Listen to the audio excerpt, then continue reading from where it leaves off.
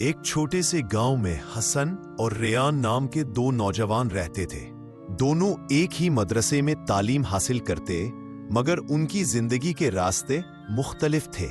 हसन सकून पसंद और गजलों का शौकीन था, जबकि रेयान हमेशा मसरूफ, लोगों की मदद करने वाला और बहुत मुस्कुराने वाला लड़का था। एक रोज मस्जिद की सफाई के लिए वॉलंटियर दरकार था। हसन ने शर्माते हुए हाथ उठाया और देखा कि उसके साथ रेयान भी तैयार खड़ा है। दोनों साथ साथ सफाई करते गए, बातें होती गईं और धीरे धीरे उनकी दोस्ती में एक नूरी नरमाहट उतर आई। ये दोस्ती किसी फायदे, किसी लालच या किसी दुनियावी मकसद के लिए नहीं बनी थी। ये दोस्ती बिल्कुल पाक, बिल्कुल साफ अल्लाह के लिए थी और दोनों को ये बात अपने दिलों में महसूस होने लगी। हसन को रेयान में सबसे ज्यादा ये बात पसंद आती थी कि वो हर काम सिर्फ अल्लाह की रजा के लिए करता।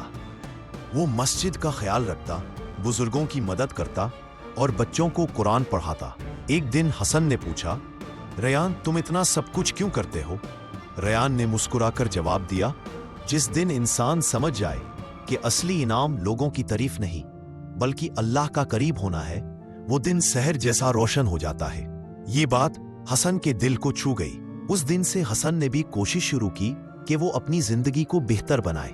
नमाज में पाबंदी, अखलाक में नरमी और लोगों के साथ मोहब्बत। दोनों की दोस्ती अब एक दूसरे को अल्लाह के करीब लाने का जरिया बन गई थी।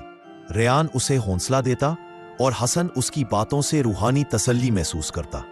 एक साल बाद गांव में बहुत सख्त मुश्किल आ गई। बरसात कम होने की वजह से खेतों को पानी ना मिला, फसलें खराब हो गईं और लोगों का रोजगार मुतासिर होने लगा। हसन के घर की हालत बहुत नाजुक हो गई। उसके वालिद की तबीयत खराब रहती थी और पैसे कम हो चुके थे। हसन ने एक दिन मस्जिद के कोने में चुप कर रो दिया।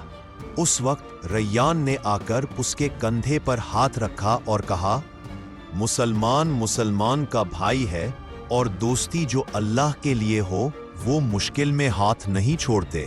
अगले ही दिन रेयान ने अपने घर से सामान और राशन लेकर हसन के घर भेजा और गांव के लोगों से भी मदद की दरख्वास्त की। कोई भी कोफ्ता नहीं था, ना कोई रिया का जज्बा, सिर्फ एक सच्ची, साफ और पक दोस्ती। दिनों के गुजारने के साथ गांव में हालातें बेहतर होने लगी। बारिश हुई, फसलें फिर से हरी हो गईं और लोगों में उम्मीद वापस आ गई। हसन ने एक रोज रेयान से कहा, अगर तुम ना होते तो शायद हम संभाल ना पाते। रेयान ने सर हिलाकर कहा, मैं कुछ नहीं करता, सब अल्लाह के फजल से होता है।